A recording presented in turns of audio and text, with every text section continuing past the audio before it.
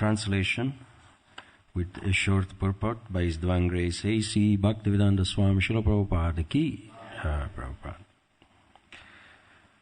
Prakasananda Saraswati, however, caught Sri Chaitanya Mahaprabhu personally by the hand and seated him with great respect in the midst of the assembly. Purport. The respectful behavior of Prakashananda Saraswati toward Sri Chaitanya Mahaprabhu is very much to be appreciated.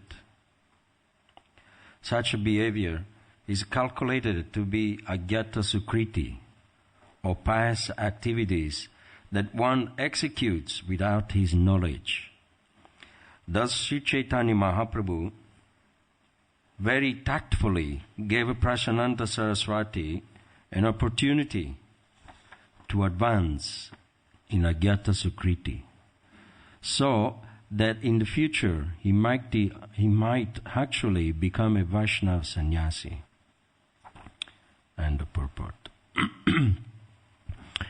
Om Jnana Timirandasya Jnananjana Shalakaya Chakshurmalitam Jena Tasmai Sri Gurave Namaha Shri Chaitanya Manobhistam Stapitam Jena Bhutale Swayam Rupa Kadamayam Tatati Swapadandikam Shri Krishna Chaitanya Prabhu Nityananda Shri Advaita Gadadhara Shivasadi Gaura Bhakta Vrinda Hare Krishna Krishna Krishna Hare Hare Hare Rama Rama Rama Hare Hare Kam karoti vachalam pangalam gayate girim Yat kripatamam bande shiguru dinatarinam. I offer my humble obeisances to my spiritual master, that by his mercy a blind man can see stars in the sky, and by his mercy a lame man can cross mountains, and by his mercy a dumb man can speak eloquently. Therefore I offer my humble obeisances to the spiritual master, Shiksha Guru, Diksha Guru, and all the assembled Vaishnavas. Namo Vishnu Padaya Krishna Prastha Bhutale Shrimati Tamala Krishna Goswami Namane. Namo Vishnu Padaya Krishna Prastha Bhutale Shrimati Bhaktivedanta Swami Namane. Namaste Saraswati Devi Gauravani Pracharane Nirvishesha Shunnavadi Paskada Disatarine. Vanchakalpatarubhyascha Kripa Sindhubhyaiva cha Titanam Pavanebhyo Vaishnavibhyo Namo Namah.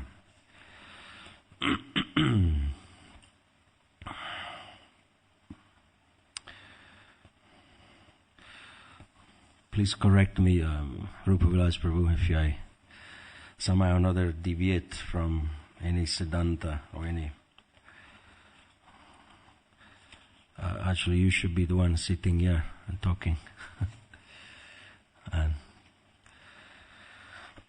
So, Prakashananda Saraswati, however, caught Sri Chaitanya Mahaprabhu personally by the hand and seated him with a great respect in the midst of the assembly. We are pretty much, all of us, familiar with this pastime of Sri Chaitanya Mahaprabhu freshly entering into the so-called sannyasa ashram for him.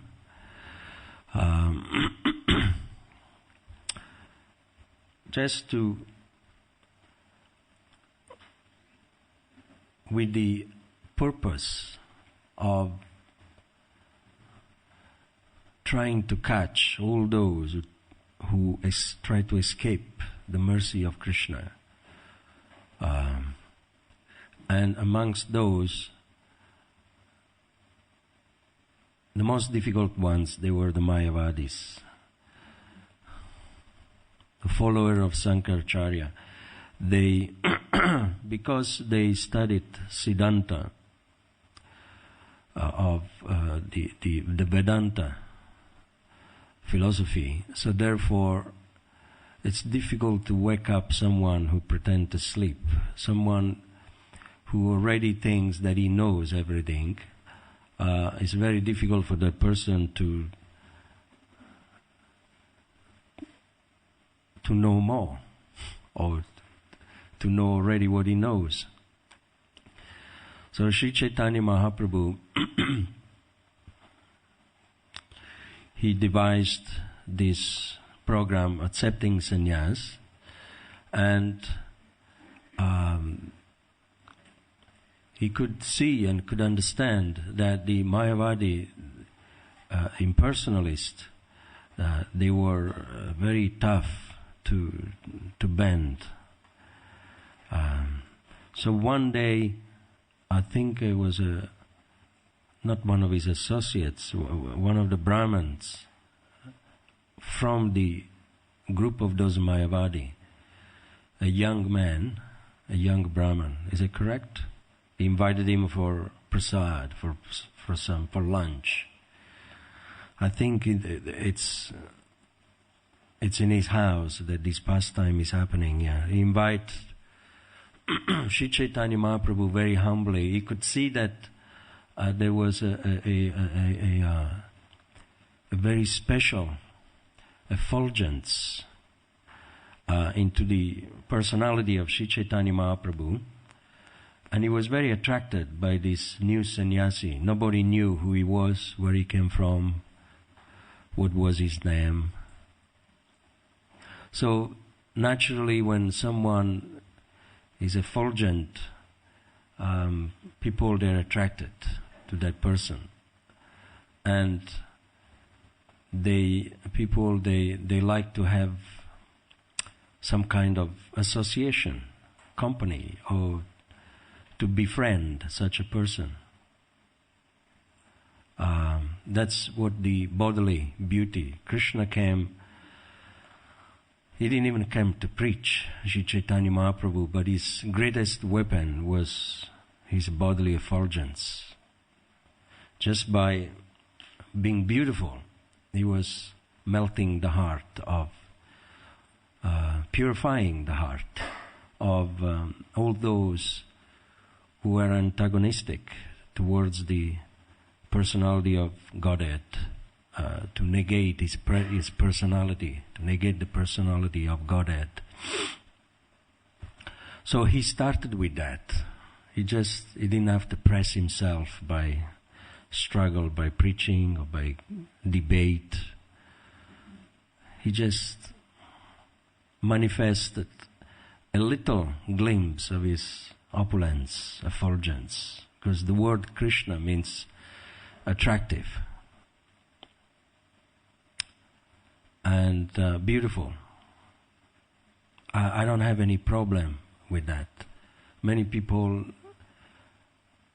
that when I go out in the street and try to distribute books, they find a difficulty to understand why God's name is Krishna. And what does that mean?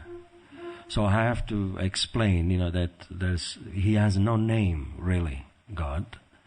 But according to his quality, he has a name. Mukunda, Krishna, Yadava, Madhava, Gokulananda. Shishirada Gokulananda ki jaya. Ram. So every name has a purport. It hides a beautiful meaning. So Krishna, the word Krishna is supreme attractive, beautiful. If God is not beautiful, then he's not God.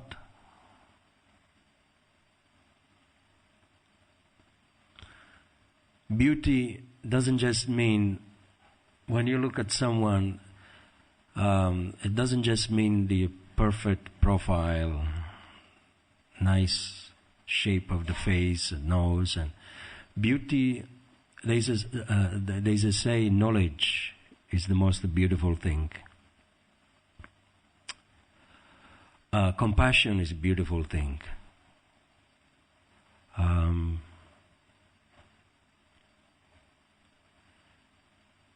Compassionate, to be blissful is a beautiful thing. To be magnanimous, merciful. So all this beauty, they were there in the face or in the body of Sri Chaitanya Mahaprabhu. You can tell when someone, when you're dealing with someone, oh, he's a very kind person. He's a beautiful person. Doesn't necessarily applies to the body, but he has a beautiful character. When someone is truthful, it's a beauty, it's attractive. So the word Krishna, it's actually has the supreme meaning that ignorance, envy, anger, all these bad qualities, they are conspicuous by their absence. So all these things, they could not be found into the body of Sri Chaitanya Mahaprabhu. It says the face is the index of the mind. You can tell someone by the face, by the expression, that what the mind is containing.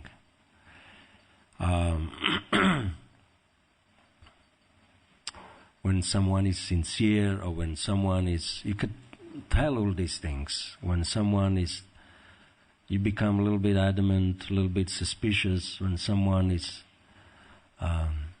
not telling the truth, or when someone is dealing with you in a very derogatory way, or when someone is challenging you in a sarcastic way. So you could tell, the intention of the person. And very often, even if the person doesn't speak, you can, the mind, you can hear the mind of the person. The mind speaks very loud. When someone is angry at you, just by the look of that person, you can tell that something is going on in the mind of that person. So, beauty, we were talking about beauty. Sri Chaitanya Mahaprabhu, he didn't have all these things. It was a pure glass of water.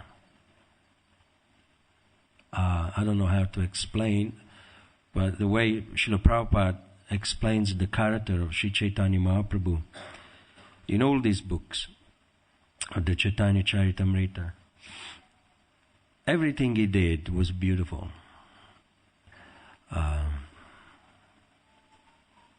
So why not being pulled towards him? Why not being attracted to him? Is in the heart of everyone.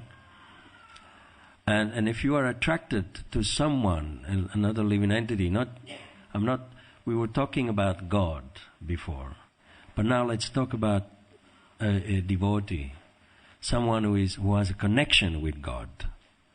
Then, according to the degree of association, how close you are with God, or advanced spiritually, that much you are beautiful also. And that much people, they're attracted to you. So really, when someone is a Krishna conscious, is an attractive person,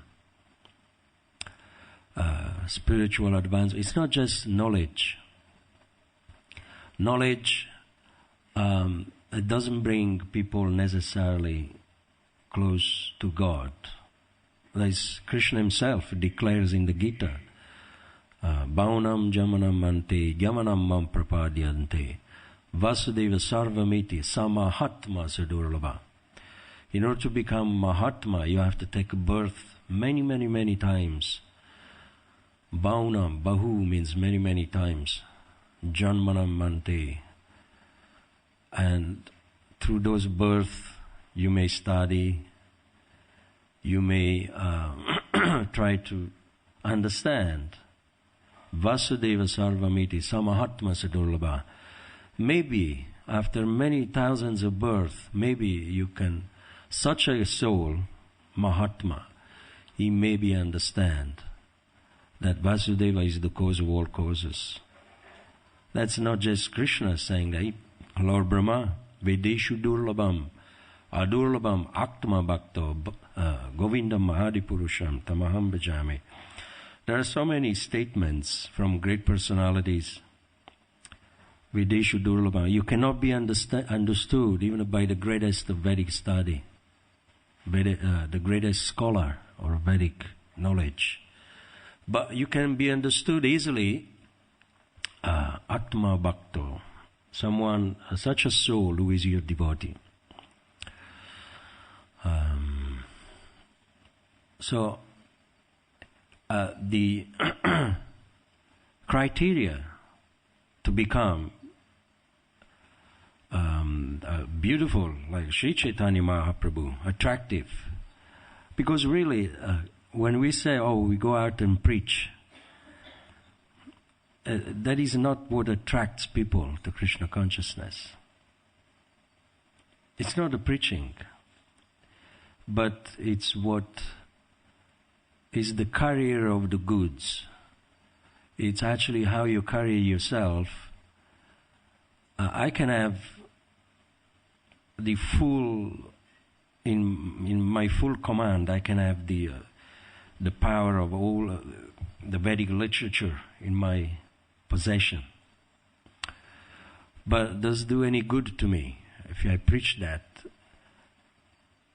and if I don't behave according to the what I know? So therefore, there is something which is more important that comes always as the horse in front of the cart. Like Srila Prabhupada's name, Bhaktivedanta Swami. It's not that when he took the sannyas title was Vedanta Bhakti. You'll never find such a name. Because Bhakti always precedes knowledge. So we don't know much when we join Krishna consciousness, but if we have a bhakti, if we have some sense of connection and devotion towards Krishna, no matter how in a low degree it is, of how much we love Krishna, or even if we don't have any love, but just by being humble is a sign of bhakti. Even if we don't have any love or devotion, there's always a tool of humility to recognize, yes, I don't have any bhakti. And Krishna very much likes that. That itself is bhakti. Spiritual life starts with humility. So all these Vedantists, headed by Prakashananda Saraswati Thakur, they had everything, but not bhakti towards Krishna, towards God. They were missing the main principle, the main point. So therefore, the so-called spiritual advancement that they were trying to make, it was just like trying to make a hole in the water. It will never happen. So Prakashananda Saraswati Thakur, when Sri Chaitanya Mahaprabhu accepted the invitation in the house of this Brahman, I think Mahaprabhu, he sat far away, isn't it, from the assembly in a showroom. And there is a picture actually, I don't know if he's here, it's a very beautiful pastime. And he became introverted. He washed his feet and then he sat down where everyone was leaving their shoes or sandals. And he peacefully withdrew himself, but he was very beautiful. So all the Mayavadi, they were saying, who is this man? Who is this sannyasi? Why is he sitting there in a dirty place? And look how beautiful he is. So they couldn't understand how such a beautiful person He abandons himself in such an ugly place. Why is he sitting there? So Prakashananda Saraswati Thakur, he went to him, and that's the verse we are reading today. Caught Sri Chaitanya Mahaprabhu personally by the hand and seated him with a great respect in the midst of the assembly. So he brought him into the center of all the Mayavadi. That's the one. Beautiful. I know you have seen these pictures many times, but it has a lot of power when it's spoken about it. Looking at the picture and entering into the pastime.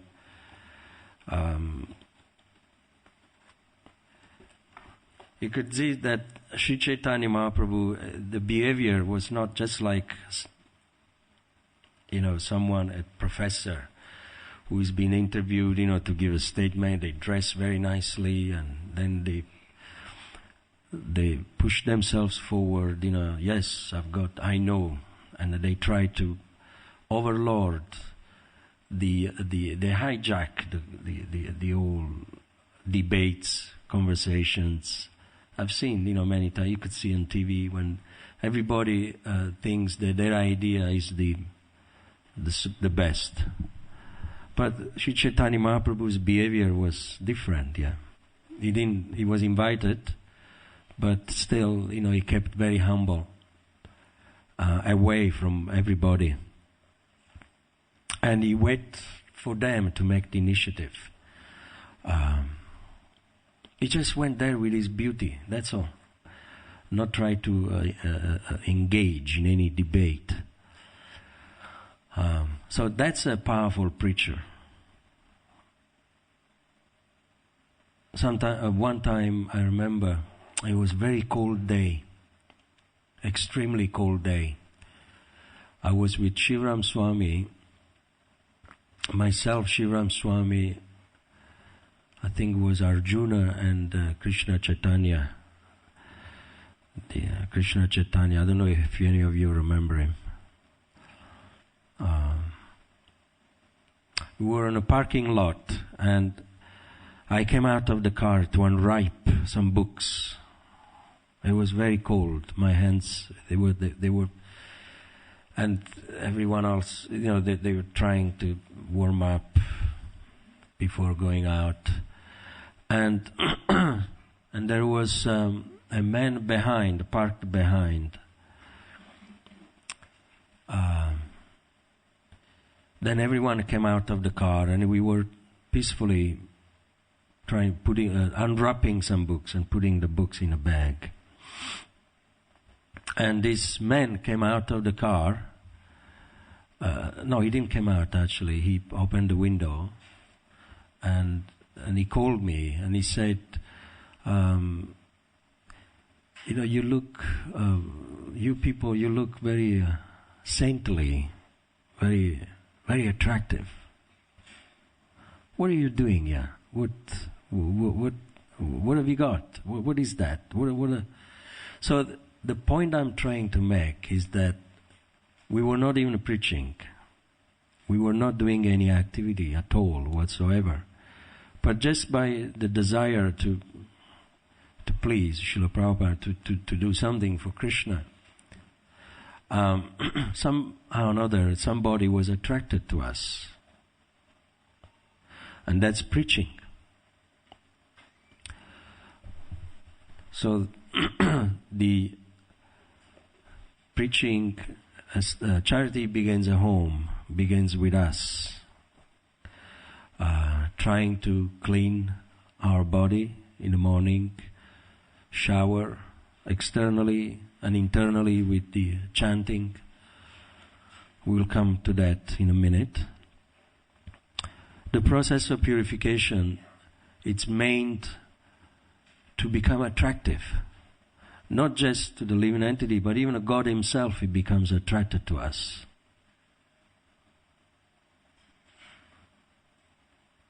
It's not that we are attracted to Krishna and that's it. It's not one way. But also Krishna becomes attracted to us. He is always very anxious. He's always searching eternally for this element of bhakti. That's why Srimati Radharani is very dear to him. Because it's something very dear to him, devotion. That's the only thing God wants, He needs. He's never got enough. He's opulent, but He's always hungering for that. So there is something that God is never got enough, and He wants more and more. He's very greedy for that. Bhakti-vatsala. That's the meaning of Bhakti-vatsala. So much so that he's attracted to his devotee, becomes the servant of his devotee. Is that correct, Rupi Vilas Prabhu? Bhakti-vatsala. Becomes a servant of his devotee. He's attracted to his devotee. So he wants to serve his devotee. And, it's not something that we just say, but it's been done in history of all the incarnations of God. You have seen that He comes, sometimes He becomes a gatekeeper of His devotee. Who is the gatekeeper?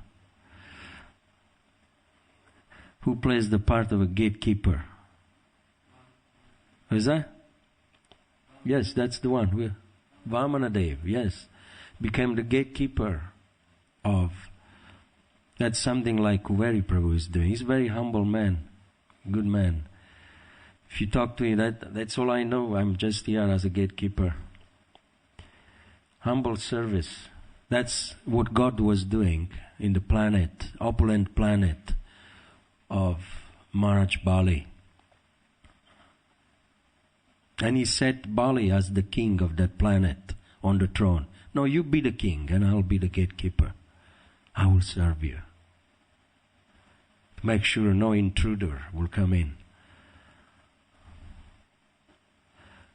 And not only that, He came as an animal to support the mountain on his back, while the demons and the demigods they had a separate interest from God. They were churning the ocean of milk and trying to get some goods out of it. But there were some great devotees there, so God He became the tortoise. He served them in that way. Then another time He came, even as a Krishna, He came to wash the feet of Brahmana Sudama. He was not just showing off some kind of supreme humility. No, when God does something, the whole personality goes in that thing, in the action. When you, not like us, we do something, Prabhu, please accept my humble obeisances. And then the false ego is up like a snake. It's like you just, we go down with the body, but the snake of the false ego is still up. Just, I offered him obeisance, but I want to be nice to him or to her, just to keep a good relationship. But did you mean the obeisances? So similarly, when we offer a smile to someone, you can tell, who's a good friend, a real friend, or someone who is a bit duplicitous. See, sometimes some people, they'll smile at you like a clown. But there is something else, in the mind. They have an opinion about you, but to be cordial. But no, it's not like that in the character of Krishna. If He smiles at you, there is no dupliciousness. How do you say? Dupliciousness. Duplicity. There is no duplicity.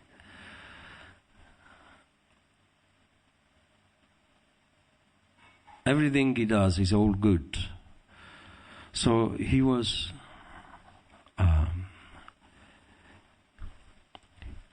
when he came here, he conquered the heart of this Mayavadi just by his beauty. He didn't talk much.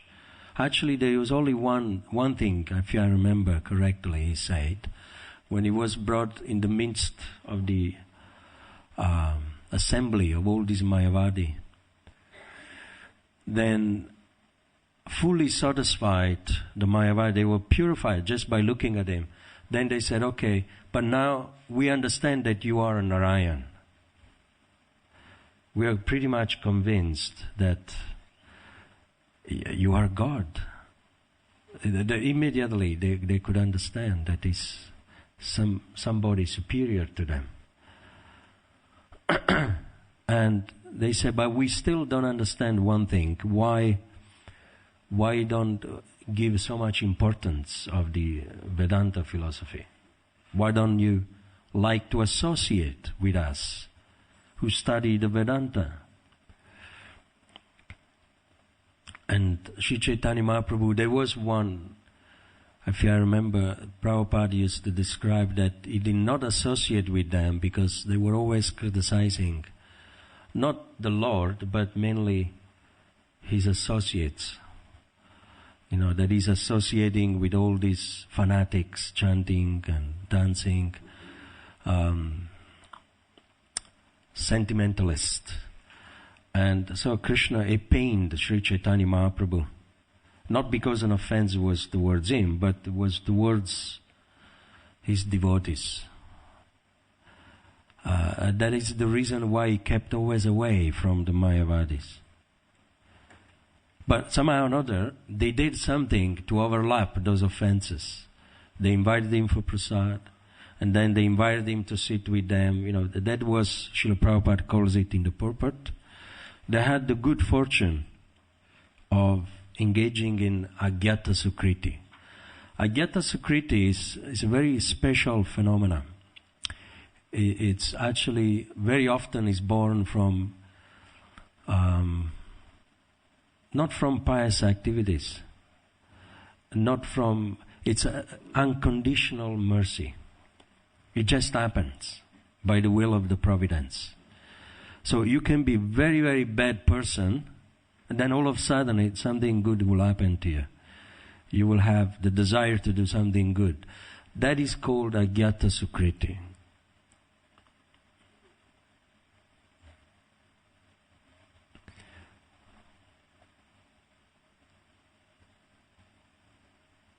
Like out of the blue, people, they help a devotee.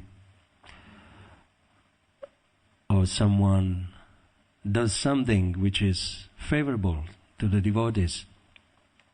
And even though that person, it's against this conventional thing, like an uncharitable person gives something to a devotee, a charity, or someone who never engages in any, he never interferes in any dispute, and then if he sees a devotee having some problem with someone, then the person interferes and takes the side of the devotees.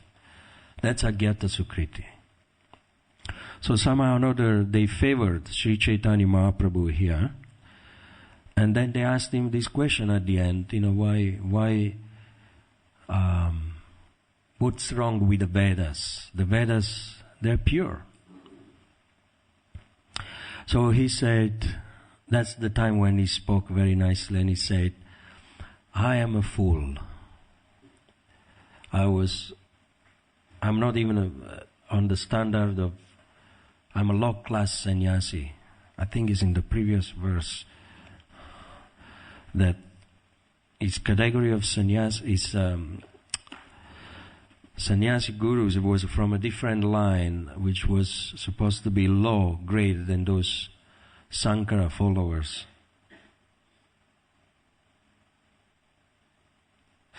Yes, the previous word. The Lord replied, I belong to a lower order of sannyasis, therefore I do not deserve to sit with you. So he declared, his status quo to all these Mayavadis. I don't have any criteria, But there is one thing I would like to tell you. Since you asked me why I don't agree with this to promote the Vedanta philosophy. When I approached my spiritual master, I was a fool, and he could understand that I am a fool. So therefore, he instructed me to don't bother with the Vedantas, to study the Vedantas. Just chant this name, this mantra, the Hare Krishna mantra. Sorry, what time we stop? 8:30 or 8:45? Oh, 9 o'clock, okay. And so he said, my spiritual master, he saw me that I was a fool. Of course, that was not a fact. He's saying himself that, but it was not the truth, that the Guru saw him like a fool. It was just that, that was the supreme arrangement that the mantra was given. He wanted to glorify the giving of the holy name, the Harinam initiation, which is more important than studying the Vedanta. So the Guru said that the Guru saw me as a fool, and he gave me this mantra, which has made me like a madman, has made me like a crazy, and I cannot contain my madness. I'm very, very happy. So therefore, please believe me, I don't do this intentionally, but it happens automatically. Just by chanting this mantra, I become happy. And I wanted to share with all my associates. And actually, Srila Prabhupada, I think is later on you will come across, whoever will give a class in the future, Srila Prabhupada mentions that this verse, that the statement that Sri Chaitanya Mahaprabhu is giving to the Prakashananda Saraswati Thakur and to all the Mayavadis is the most important statement to be found in the Srimad Bhagavatam, and is in one verse of the 11th canto. If you remember, 11th canto, that you would find, exactly the same verse, that by chanting this mantra, you will attain madness, all these symptoms of love of Godhead. And that is the most important verse of all the old Bhagavatam. I remember I read this pastime when I was brahmachari. I only remember the 11th canto, but I can't remember there was a nice purport from Hridayananta Maharaj. And he's referring to this verse here of the Chaitanya Charitamrita. So Prabhupada refers to the 11th canto, and the 11th canto refers to the Chaitanya Charitamrita, that the statement of Sri Chaitanya Mahaprabhu is that's why the holy name is the most important thing in all the spiritual culture. Even in the Christianity, you say, always remember to sanctify the names of God.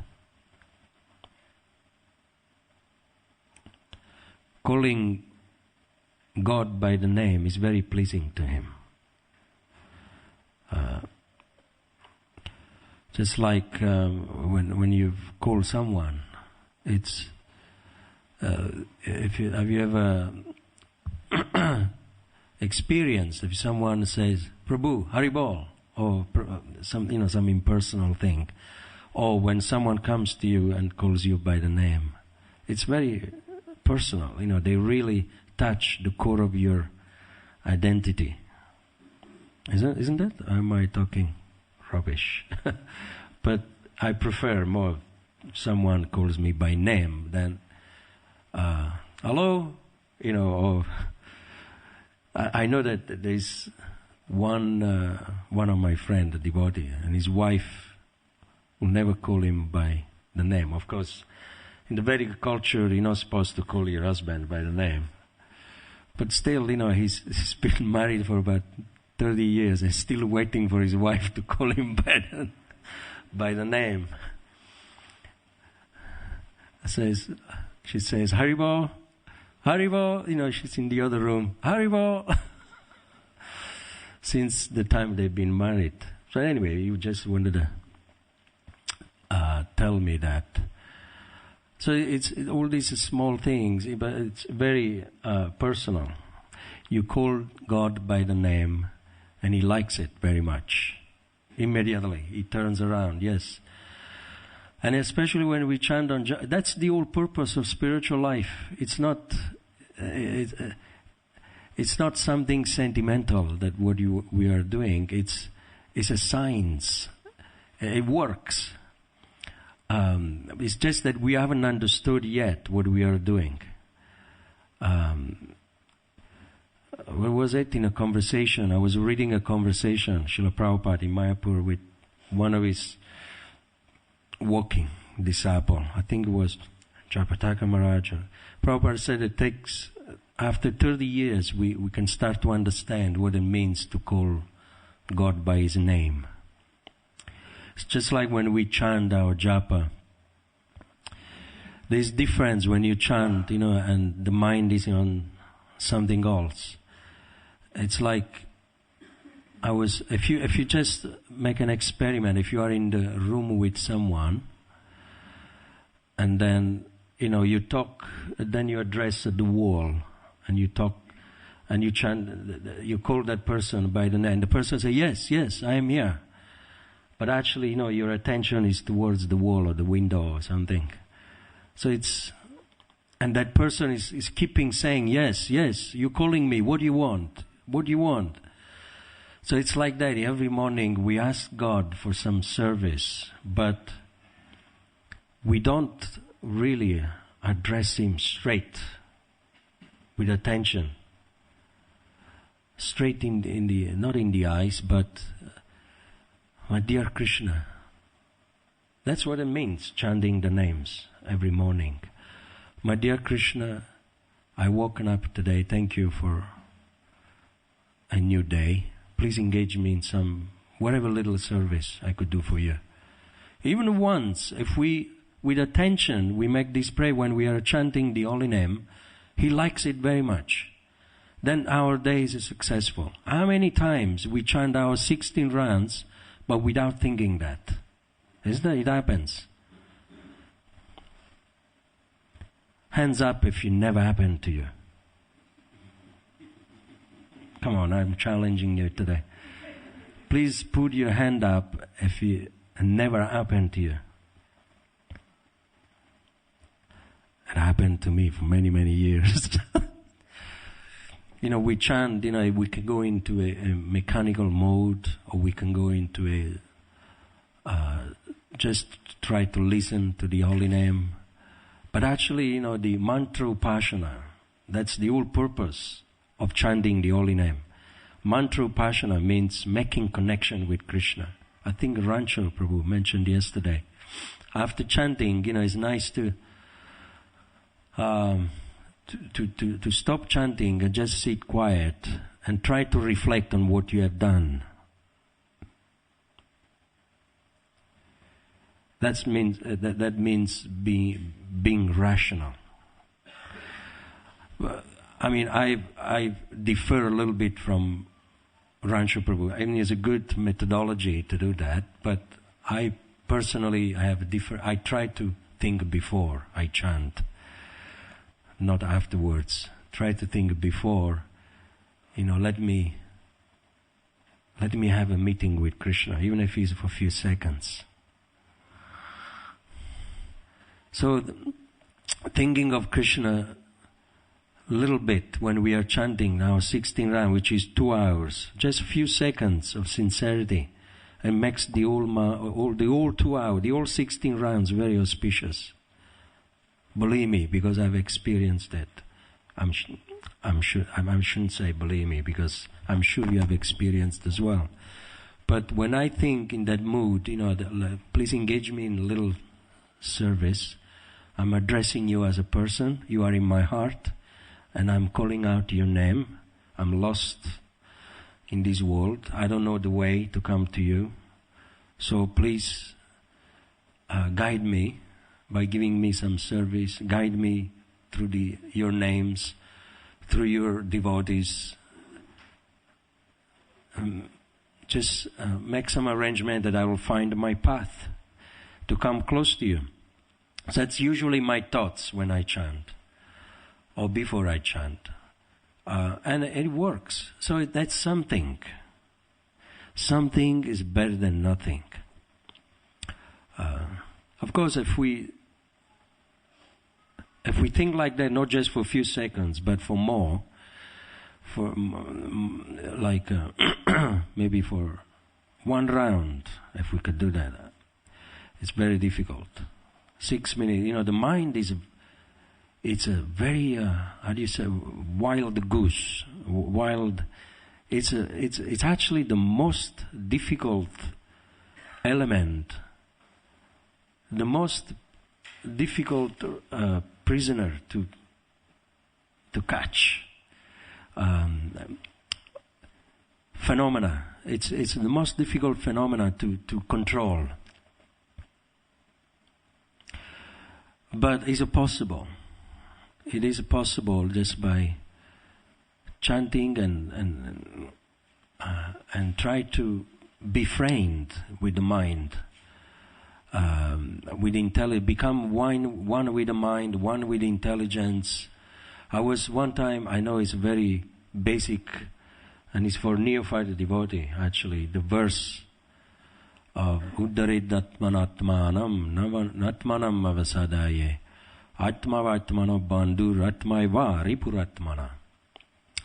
It's a Srila Prabhupada says, the new devotees, they should learn that verse, how to control the mind and make your mind your friend. It can be if you make your mind your friend, she will help you to think of Krishna more, to find Krishna more. She's more expert than us to find Krishna. Just like it's with the mind we discover so many things. But the same mind can discover beautiful things, the spiritual things. People, they invent so much sense gratification, so many ways how to enjoy with the power of the mind. But the same mind can be dovetail in Krishna service, and you can discover beautiful ways how to come close to Krishna. So instead of Atmaiva Ripuratmana, Ripur means enemy, make your mind your friend, Bandur. Atmano Bandur. Make your mind your friend, and then the same mind will become your greatest shield, warrior. Actually, the mind is a very, very wonderful phenomena. If you think of it, has got even more power than your intelligence, in one sense. Of course, there is the next verse in the Gita says, Indriyani paranyahur indriyebhya paranmana manasastu parabuddhir yobuddhe pardastu saha. That the matter is inferior to the senses. Indriyani means the senses. Ahur is the matter. So para means superior. And superior to the senses is the mind. Indriyebhya paranmana. Superior to the mind is the intelligence. Manasastu para buddhir. So you could see Sanskrit is such a wonderful language. You see this para, superior. It's always there in every line. And yobuddhi paratastu saha. Aha means the self, the soul, is higher than everything else. But nevertheless, the mind is a very powerful phenomenon because it has the power to free us or to entangle us. It's not the intelligence. The mind has the key for bondage And also has the same key for liberation. Of course, we use the intelligence to control the mind. But once the mind is under control, what Krishna says, there's a Krishna says, one who has conquered the intelligence, then he's a, does he say that? He doesn't say that, isn't it, in the Gita? He says, one who conquers the mind is, what is it? The super soul is reached. Thank you, Sutapa. He doesn't say one who controls the intelligence, because intelligence is Kutumbini, the words in Sanskrit. It means is actually eternally the soul, the wife of the soul. It's our eternal wife as long as we are in this material world. So it will never betray you. But mind does. The soul, the false ego actually betrays the intelligence. And then we associate with the mind.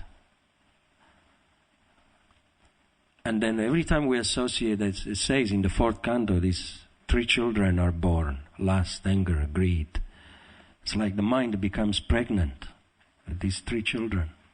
If we want to know where lust, anger, greed, everything in this material world you see, buildings, mechanism, technology, it's all born from the mind. Lust, very powerful thing. Greed.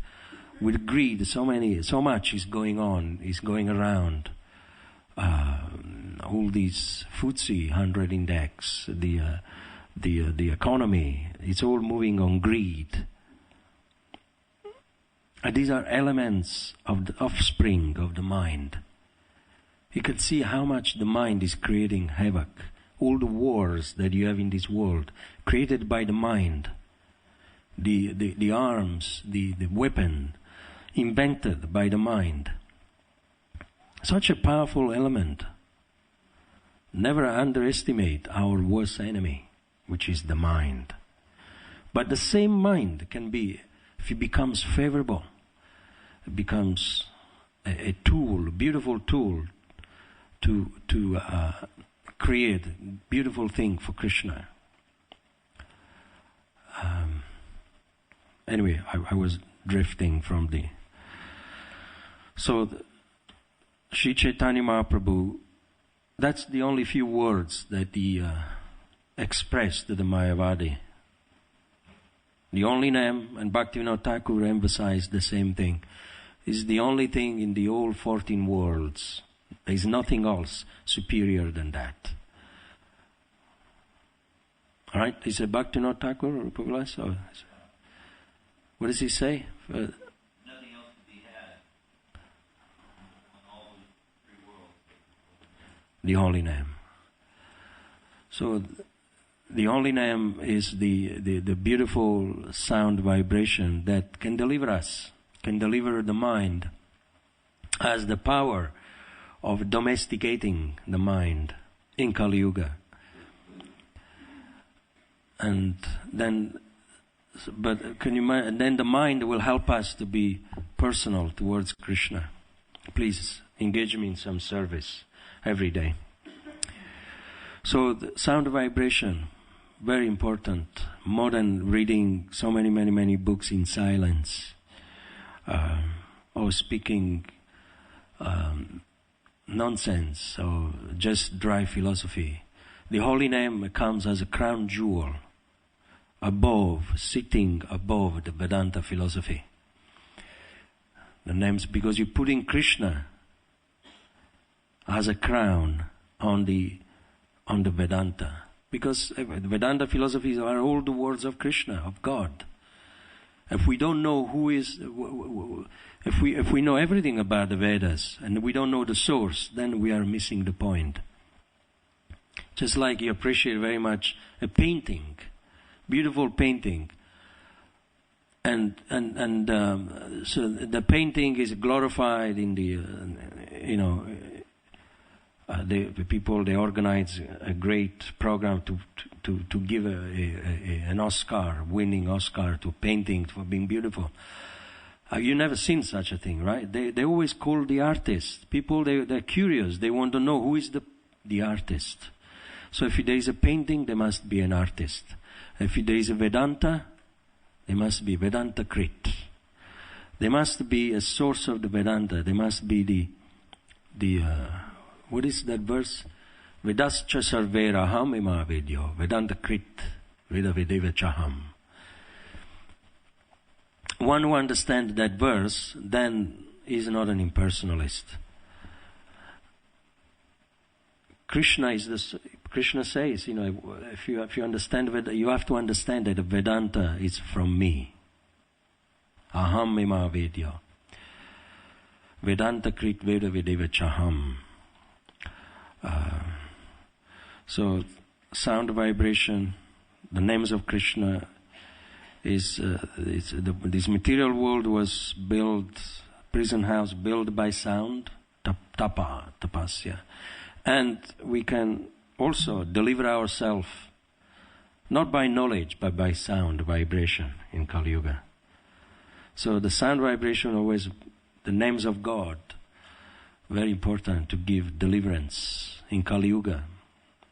Harinam, Harinam, Harinam, Kevalam. Kaluna Steva, Nasteva, Nasteva, Kadiranyata.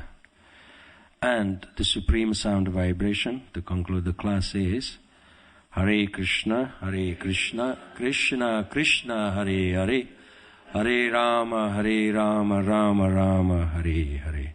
Thank you very much.